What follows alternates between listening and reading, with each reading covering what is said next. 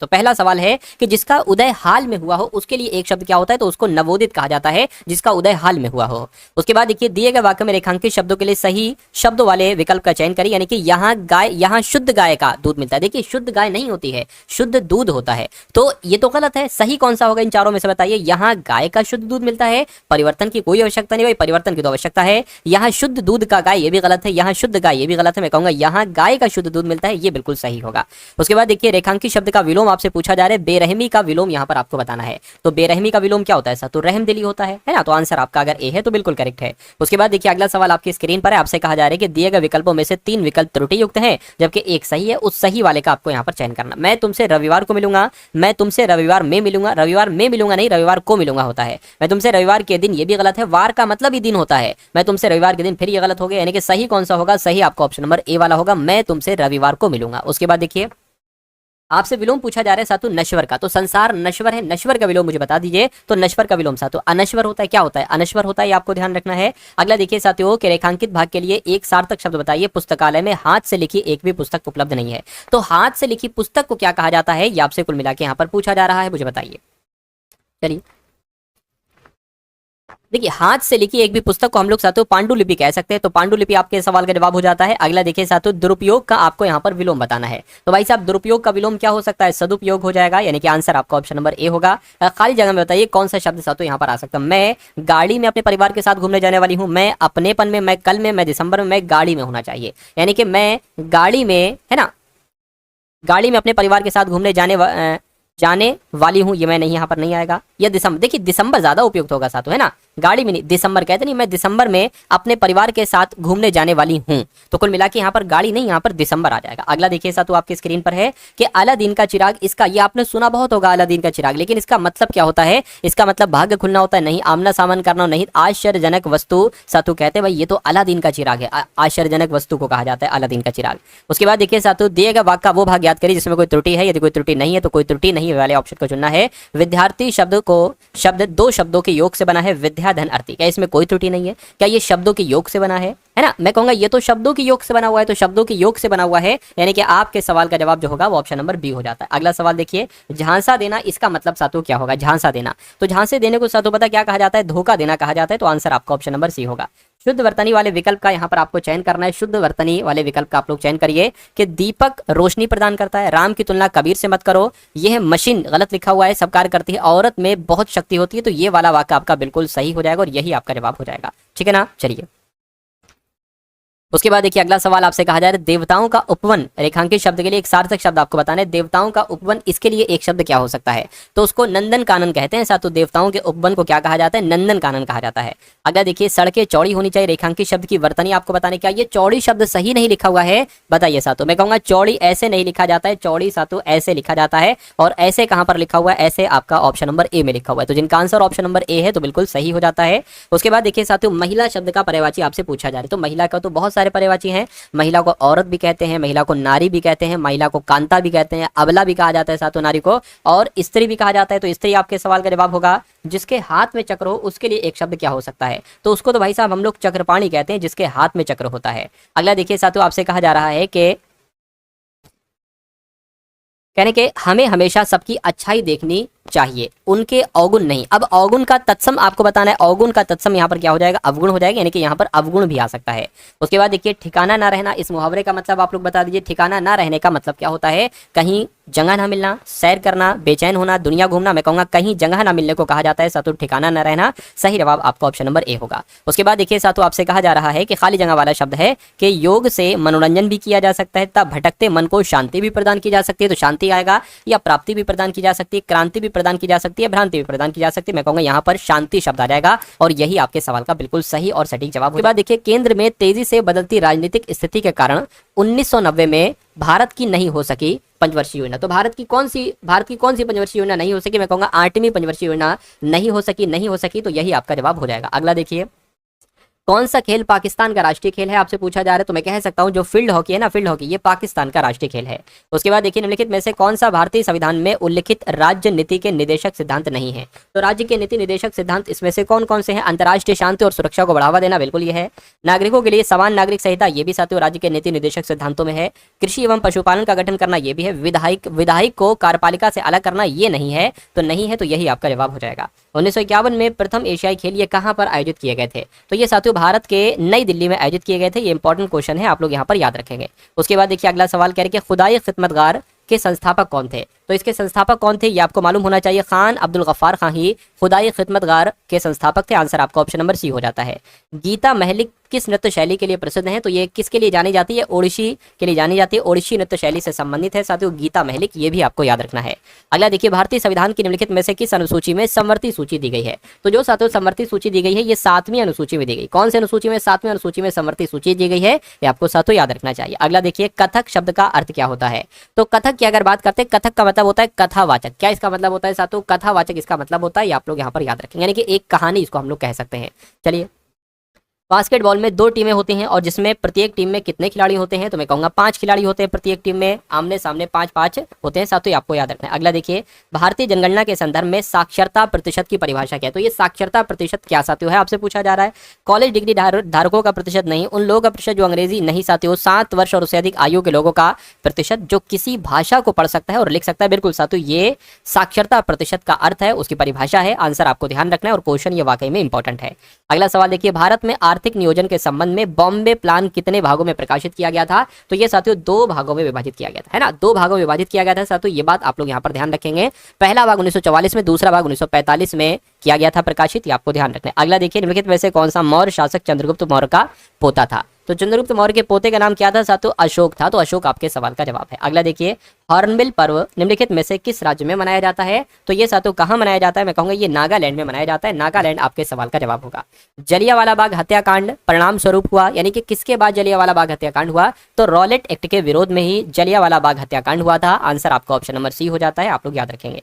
जब राज्यसभा के सभापति का पद रिक्त हो तो उसके कर्तव्यों का पालन निम्नलिखित में से किसके द्वारा किया जाएगा। तो साथ उसके कर्तव्यों का पालन मैं कहूंगा राज्यसभा के उपाध्यक्ष के द्वारा किया जाएगा। तो ये आपको ध्यान रखना है। आंसर आपका ऑप्शन नंबर सी हो जाता है।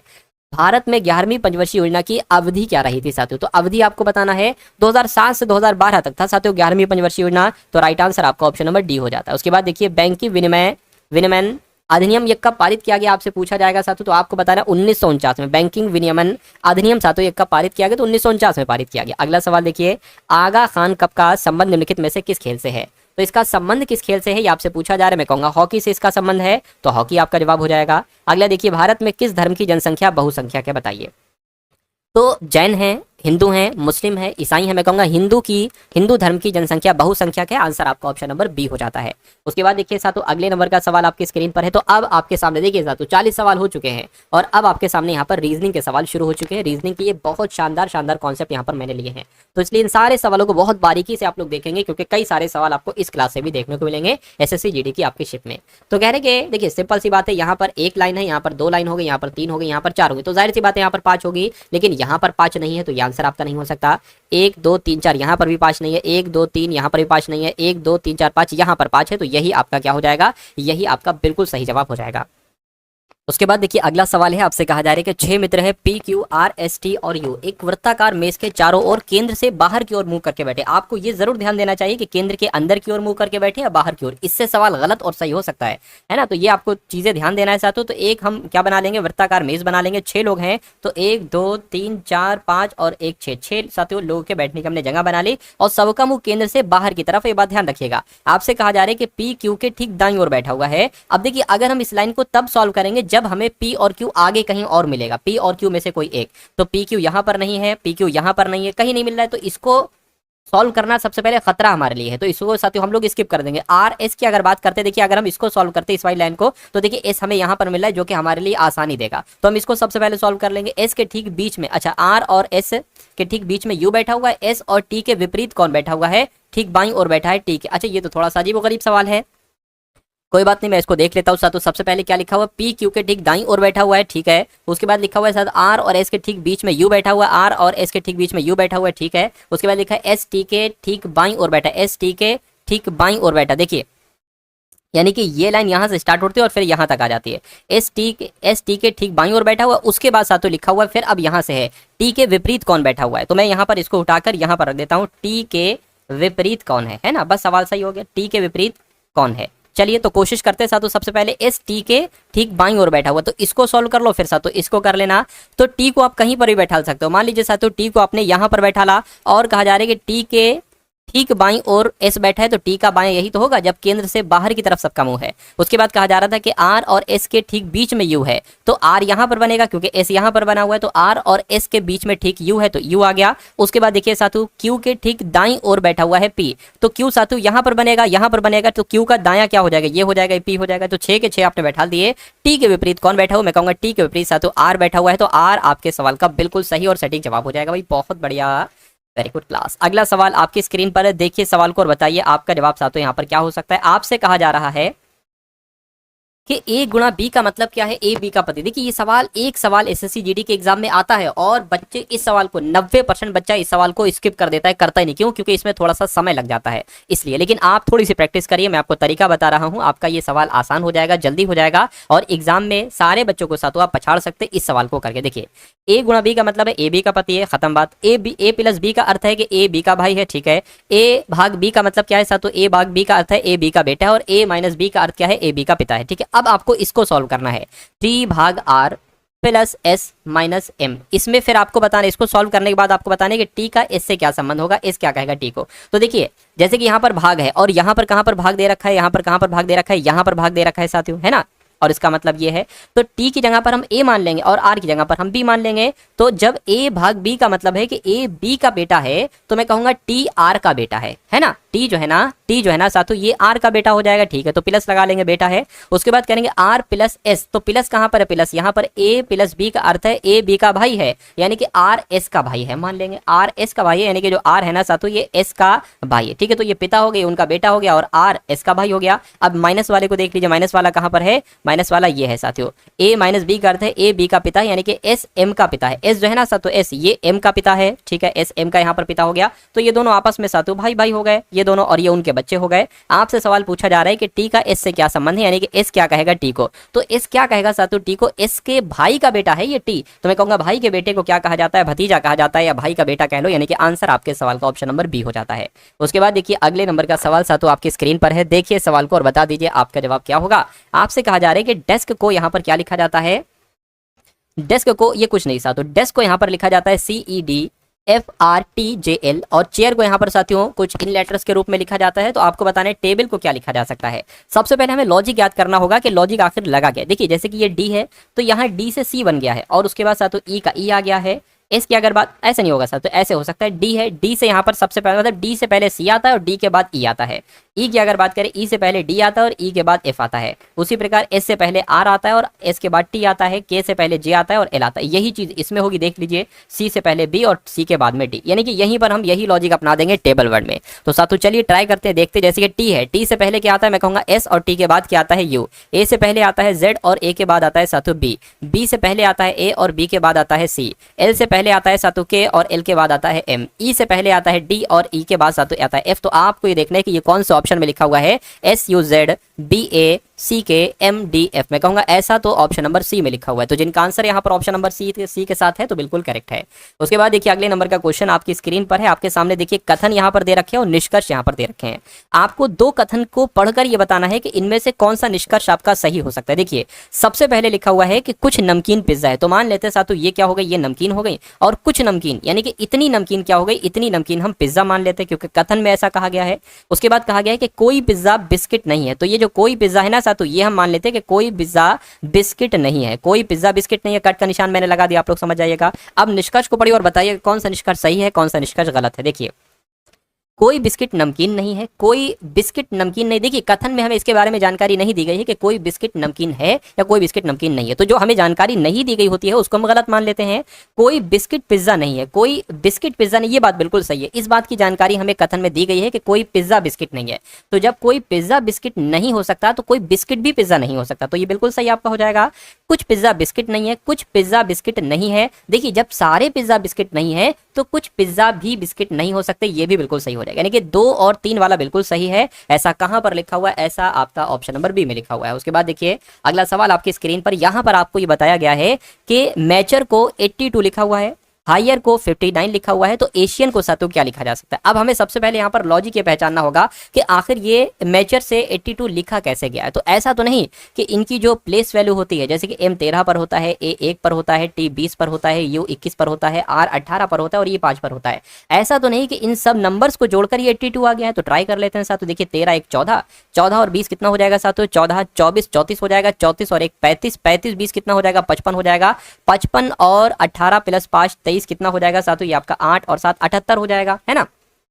तो यहाँ पर तो 78 आ रहा है, तो ऐसा तो नहीं सातु 78 में अगर हम कितने जोड़े सातु? 78 में अगर हम 4 जोड़ दें तो हमें 82 मिल जाएगा। अच्छा एक बार इसको भी देख लीजिए, जैसे हायर लिखा हुआ ना, तो H 8 पर आता है, I 9 पर आता है, G 7 पर आता है, H 8 पर आता है, E 5 पर आता है, R 18 पर आता है।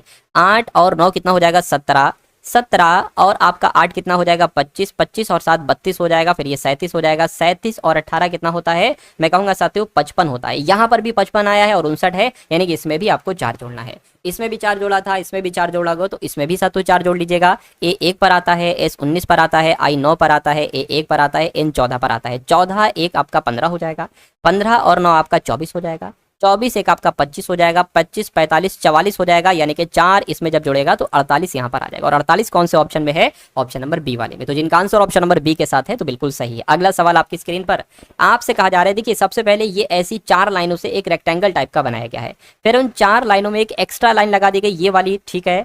उसके बाद क्या किया गया? अब अगली एक और लाइन लगा दी गई एक्स्ट्रा, फिर एक और लाइन लगा दी गई। तो आपको बताना है कि यहाँ पर ये 4 टाइप का तो बनेगा, है ना, ये भी बनेगा, ये भी बनेगा, ये भी बनेगा, लेकिन अब लाइन कहां पर होगी, बस इतनी सी बात आपको बताने। तो मैं कहूंगा लाइन की शुरुआत कहां से हुई थी साथियों? तो मैं कहूंगा यहां से लाइन की शुरुआत हो जाएगी, तो कुछ ऐसा बनेगा, ऐसा यहां पर है, नहीं यहां पर है, नहीं यहां पर है, नहीं ऐसा यहां पर है, तो यही आपका जवाब हो जाता है। अगले नंबर का सवाल आपकी स्क्रीन पर आपसे कहा जा रहा है, दिए गए विकल्पों में से किन 2 संख्याओं को आपस में बदलने पर समीकरण सही हो सकता है? 5 है, ठीक है, -3 है, गुणा 0 है, +1 है, बराबर 2 है। इसको हम ऑप्शन की मदद से करते हैं, और कभी भी अगर कोई ऐसा सवाल आता है कि जिनको हम ऑप्शन की मदद से करते हैं तो ऑप्शन नंबर डी से स्टार्टिंग करते हैं। मैं आपको 50 बार बता चुका हूं। देखिए 2 की जगह पर 0 और 0 की जगह पर 2 अगर आ गया, है ना, देखते हैं साथों, तो 5 का 5 आ जाएगा, -3 आ जाएगा, गुणा 0 आ जाएगा, प्लस आपका 0 की जगह पर 2 है तो 2 आ जाएगा, +1 आ जाएगा, और 2 की जगह पर क्या आ जाएगा? 0 आ जाएगा। इसको कैलकुलेट करिए, अगर 0 यहाँ पर इसको कैलकुलेट करके आ गया तो ये जवाब हमारा सही हो जाएगा, नहीं होता है तो फिर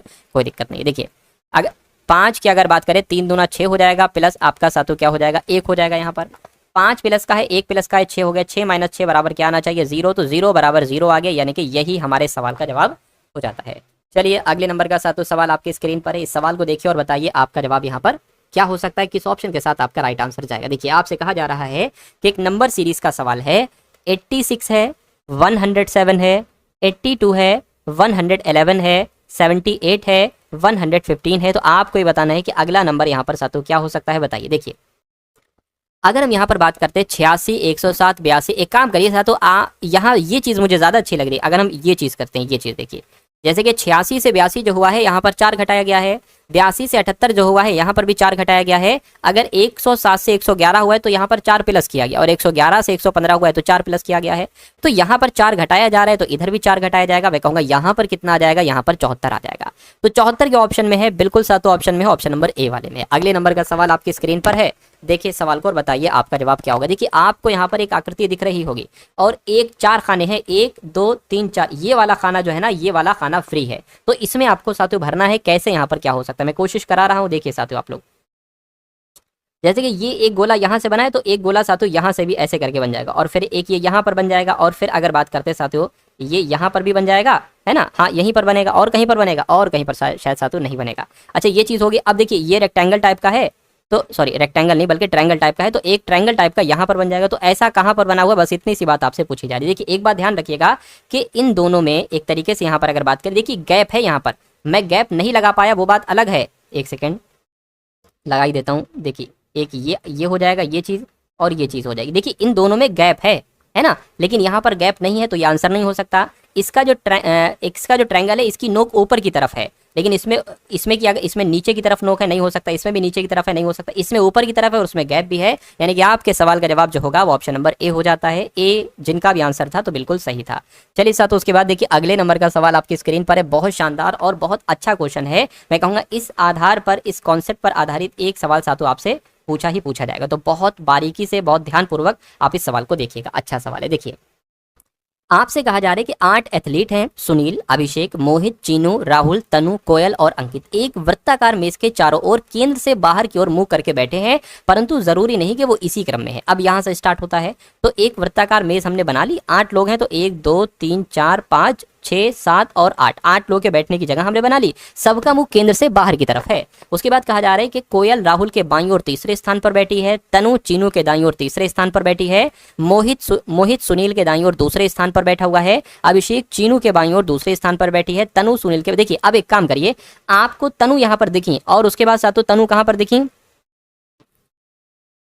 ये तनु दिखी, तो हम कॉमन ढूंढते हैं सबसे पहले कि अगर हमें दो नाम एक साथ मिल रहे हैं तो हमें उससे ही स्टार्टिंग करनी चाहिए। तो इसको साथों स्टार्टिंग कर लो, तनु चीनू के दाईं ओर तीसरे स्थान पर बैठी है, तो चीनू को आप सबसे पहले कहीं पर भी बैठा लीजिए, चीनू को मान लीजिए साथों हमने यहां पर बैठा लिया है ना, और आप सबका मुंह केंद्र से बाहर की तरफ है, तो चीनू का दायां किधर होगा, चीनू का दायां साथों 1 2 3 चीनू का दायां यहां पर हो जाएगा, और चीनू के दाएं तीसरे स्थान पर तनु बैठी, तो तनु यहां पर आ जाएगी। अब आप यहां पर आ जाइए तनु के पास, तनु जो है ना ये सुनील के बाईं और दूसरे स्थान पर बैठी है, तो तनु जो है ना, अच्छा सुनील का बायां क्या हो सकता है, सुनील की अगर बात करते हैं, सुनील को जब हम यहां पर बैठा लेंगे तभी तो सुनील के बाएं और दूसरे स्थान पर तनु बैठ जाएंगी, ठीक है, ये भी हो गए 6 में से 3 लोग साथों अब बैठ गए हैं। अब एक काम करिए साथों, अब सुनील यहां पर भी है, सुनील यहां पर है, तो इसको देख लीजिए, सुनील के दाएं और दूसरे स्थान पर बैठे हैं कौन, मोहित, यानी कि सुनील का दायां 1 2 यहां पर कौन बैठेंगे साथों, यहां पर मोहित साहब बैठेंगे, तो मोहित बैठ गए। अब एक बार स्टार्टिंग से फिर से पढ़ लीजिए सवाल को, कोयल राहुल के बाईं ओर तीसरे स्थान पर बैठी है, कोयल राहुल के बाईं ओर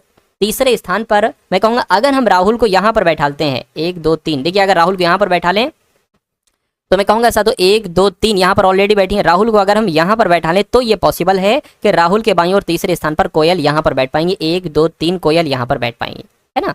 चलिए तनु चीनू के दाईं ओर तीसरे स्थान पर बैठी हो चुका है, मोहित सुनील के दाईं ओर दूसरे स्थान पर बैठे, मोहित किधर गए, मोहित सुनील के हाँ दूसरे स्थान पर बैठे हैं। अभी अभिषेक चीनू के बाईं ओर दूसरे स्थान पर बैठा है, तो चीनू के बाईं ओर दूसरे स्थान पर कौन बैठा, अभिषेक बैठा है, यानी कि अभिषेक जो है ना वो यहाँ पर बैठ जाएंगे। अब 8 लोग थे, 8 लोग में से साथों कौन बचा है, यहाँ पर कौन बचा है, मैं कहूँगा अंकित बचा है, तो अंकित एक जगह खाली है, तो अंकित साहब साथों यहाँ पर बैठ जाएंगे। सवाल में अब आपसे पूछा जा रहा है कि कोयल के बाएं और दूसरे स्थान पर कौन है, तो कोयल कहाँ पर है, कोयल कहाँ पर, कोयल के बाएं और दूसरे स्थान पर कौन है, मोहित है, तो मोहित आपके सवाल का बिल्कुल सही और सटीक जवाब हो जाता है भाई, बहुत बढ़िया, वेरी गुड क्लास।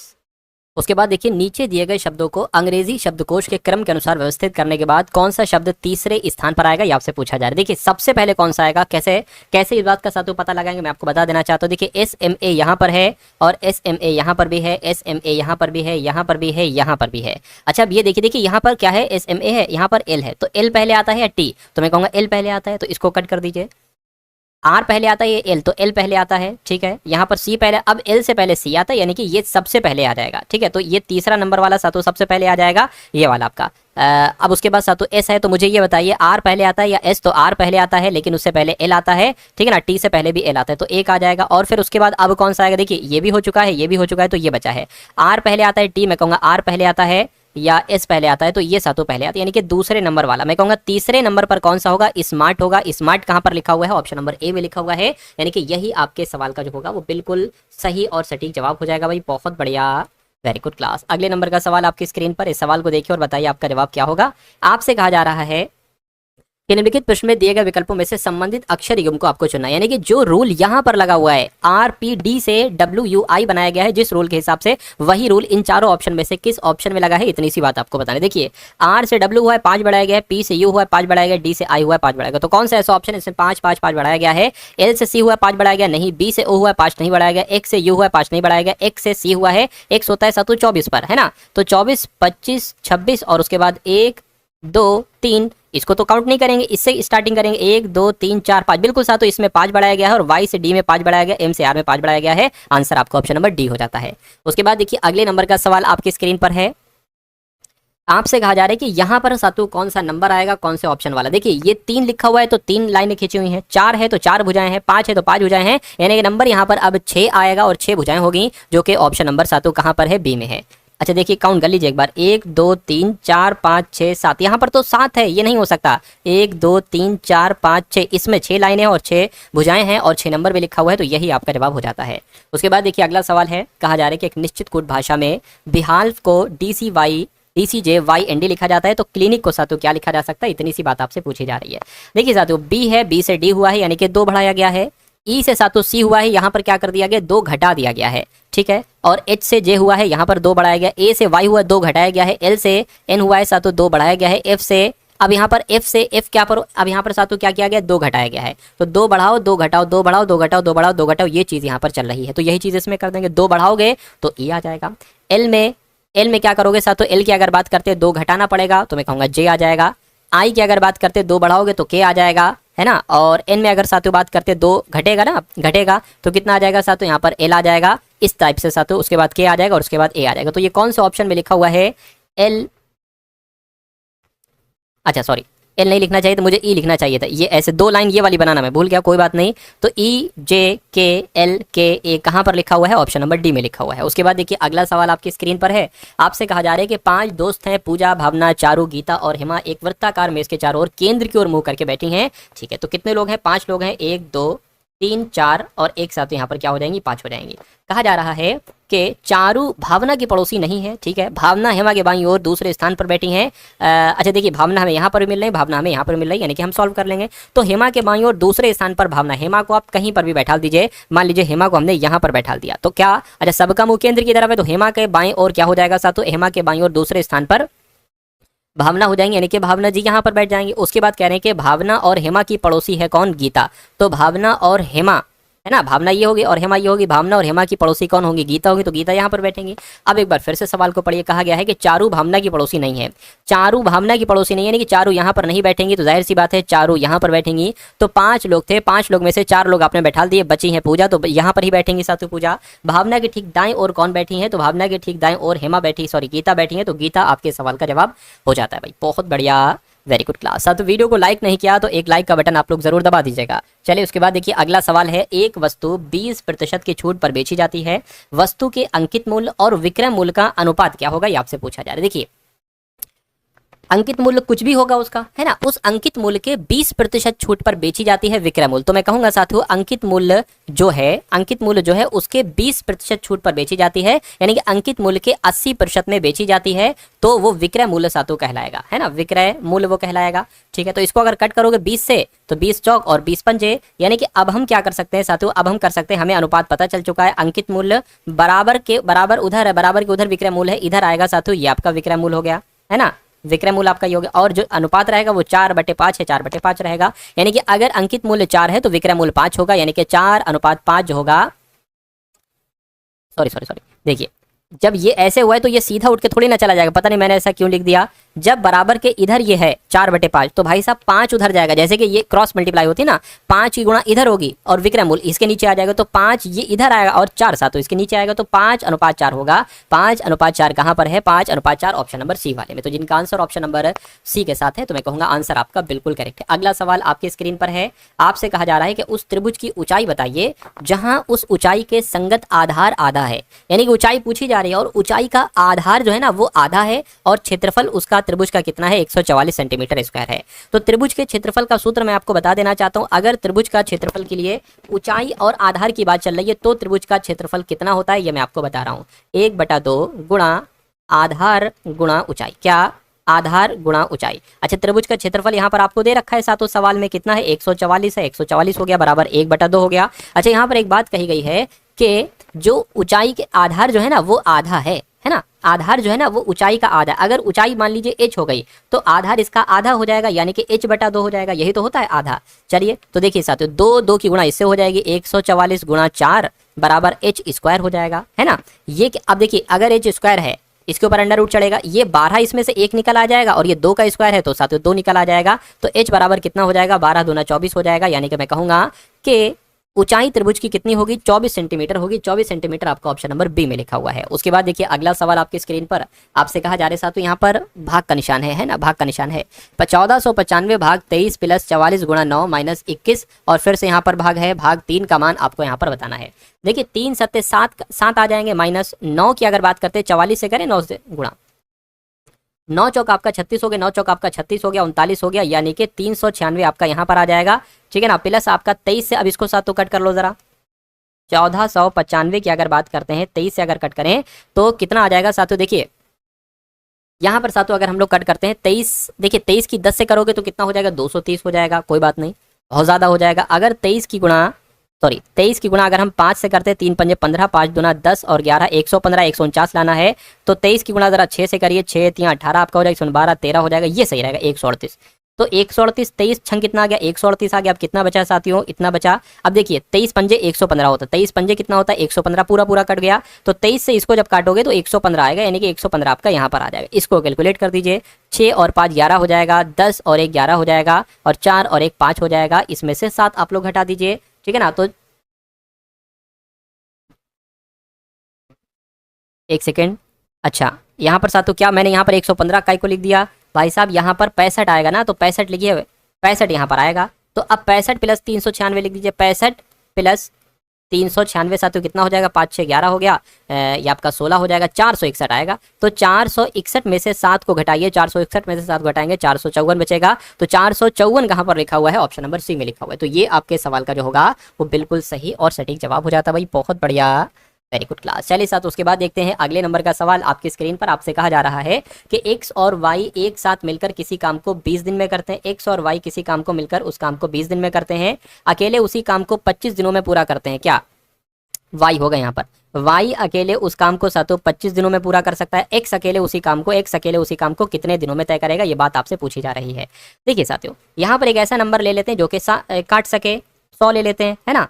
20 पंजे 100 हो जाएगा, 25 चौक 100 हो जाएगा, कोई दिक्कत नहीं। अब देखिए y की जो क्षमता है, y एक दिन में 4 काम करता है और x और y दोनों मिलकर 5 काम करते हैं। तो मैं कहूंगा y 4 कर रहा है और दोनों मिलकर 5 कर रहे हैं, तो x एक दिन में 1 काम करेगा। तो टोटल काम कितना है, टोटल काम 100 है यहाँ पर। x अकेले उसी काम को यानी कि 100 काम को कितने दिनों में करेगा, ये तो डेली एक काम करता है 100, तो मैं कहूंगा 100 दिन इसको लग जाएंगे, 100 दिन लग जाएंगे। तो ऑप्शन में 100 दिन कहाँ पर लिखा हुआ है, 100 दिन आपका ऑप्शन नंबर बी में लिखा हुआ है। तो बी आपका जवाब होगा, तो बिल्कुल सही होगा। नेक्स्ट नंबर का सवाल आपकी स्क्रीन पर है, देखिए सवाल को साथियों, और आप लोग यहाँ पर मुझे बता दीजिए आपका जवाब यहाँ पर क्या होगा।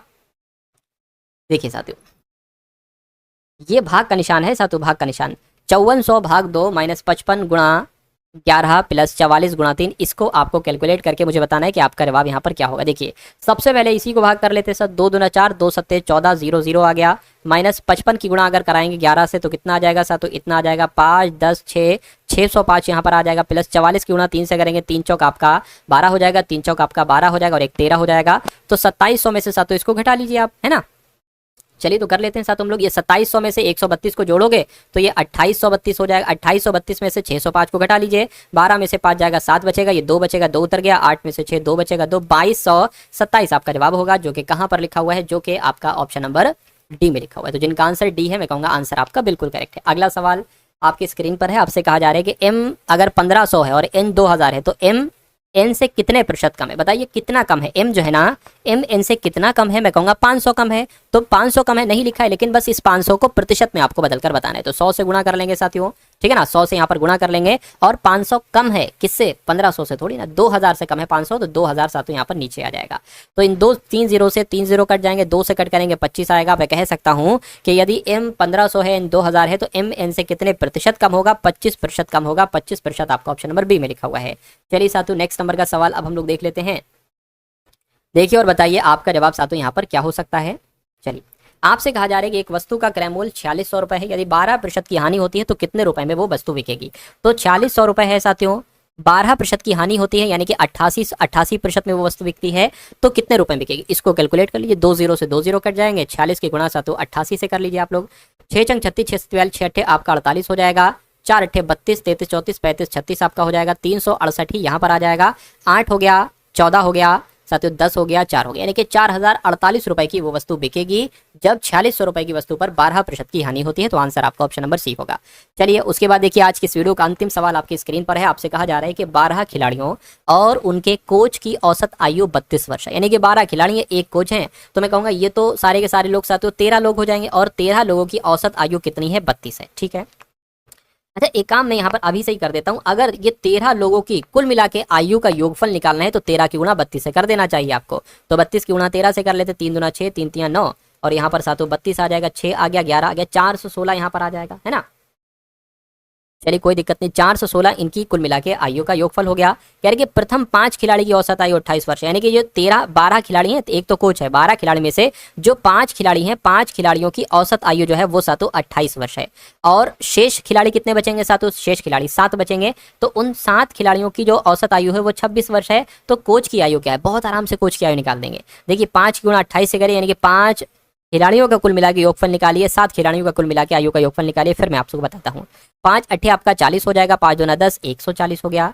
7 छंग आपका 42 हो जाएगा, 7 दूना 14, 18 हो गया। अब इन दोनों को जोड़ लीजिए, ये दोनों पता किसकी आयु का योगफल है? 12 खिलाड़ियों की औसत, 12 खिलाड़ियों की आयु का योगफल है। तो साथियों 2 आ जाएगा, 4 और 8 आपका 12 हो जाएगा, ये 3 हो जाएगा। यानी कि ये जो है ना 322 साथियों, 322 ये कुल मिला के 12 खिलाड़ियों की आयु का योगफल है। लेकिन अगर इसमें हम कोच की आयु मिला लेते हैं तो 416 हो जाती है। तो 416 में से 322 को घटाइए, हमें कोच की आयु पता चल जाएगी, 4 हो जाएगा साथियों, है ना। यहाँ पर अगर बात करते हैं साथियों आपका कितना आ जाएगा? 9 आ जाएगा, यानी कि 94 वर्ष कोच की उम्र है। तो 94 वर्ष कहाँ पर है? ऑप्शन। तो दोस्तों ये वीडियो आप लोगों को कैसी लगी कमेंट बॉक्स में ज़रूर बताएं। वीडियो अच्छी लगे तो वीडियो को लाइक करें और चैनल पर नए हैं तो चैनल को सब्सक्राइब करें।